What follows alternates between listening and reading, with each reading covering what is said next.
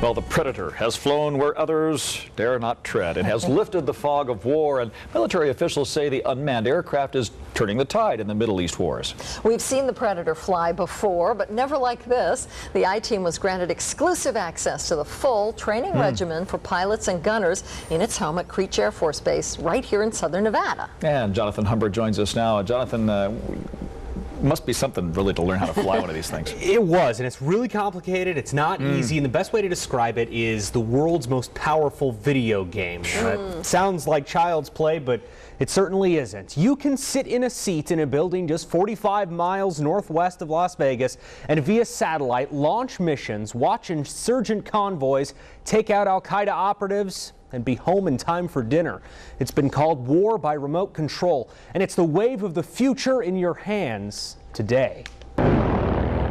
It's a crisp morning on a chilly tarmac somewhere in the Nevada desert, and out in that somewhere, Right up. How's your GPS? there's a silver and sleek war machine getting ready for takeoff. Only this time, no cockpit and no pilot in sight. The flight of the Predator is about to begin. This is the MQ-1 Predator unmanned drone. Captain Bethany Slack says it's a plane with many missions. Intelligence, surveillance, and reconnaissance. And strike attacks if need be. An offensive in Iraq can be launched and executed from Las Vegas. And that's what we're here to learn, how the new push-button war actually works. You're looking at a screen, it's two-dimensional. You don't have that three-dimensional feeling of being in the air. Captain Slack has over 800 hours behind the controls of an F-16. Tech Sergeant Kimberly Scott has an intelligence background. And I come here with no aircrew experience at all. She controls the cameras, eyes, and ears as sensor operator and gunner. What we're looking at, what coordinates we're going to, zooming in, zooming out. The two take us deep inside the training grounds to see real pilots and operators fly those Predators that just took off. The view from the air is amazing. The Predator cameras are so sophisticated, they pierce clouds and slice the fog of war, all while flying at 26,000 feet for 24 hours at a time. They also come packed with 2 Hellfire missiles. We can't tell you their range or how far the cameras can see. That's classified. Training for all of this, though, Are you ready? I hope you're ready to come here and do this job. is a tough 4 months. The manuals are measured in inches, not pages. The 2-man crews work in tandem with the operator searching for targets. Yet the real work begins in the computer simulator, a total reproduction of the actual controls. A video game isn't real. This is real. Slack and Scott put me behind the camera and targeting controls. The simulator shows a randomly generated Middle Eastern city with mosques and bridges, trucks and people. Scott says she needs Slack's piloting experience for missions.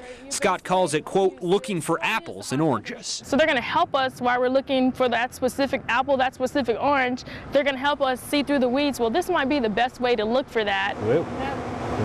My mission was to take out this truck. The satellite connection delays video and movements by 2 seconds in the real world. That delay is programmed in as we narrow our targeting field. That turns the laser on, and the laser will fire from the aircraft to where your crosshairs are. Essentially to pinpoint it. And With the laser lock on, we fire the missile, and the truck Splash. is no more. Just digital destruction preparing trainees for the real thing.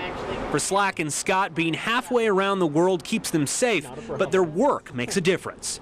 What we're doing is going to have an impact. You're supporting those guys on the ground. In Iraq, Afghanistan, and everywhere the flight of the Predator can take them. Now, with staff and technology and 4 planes per unit, the Predator unit only costs around $30 million. That's a drop in the bucket for military spending. Captain Slack says that while she enjoys her work, she wouldn't mind getting back in behind the F-16 at some point.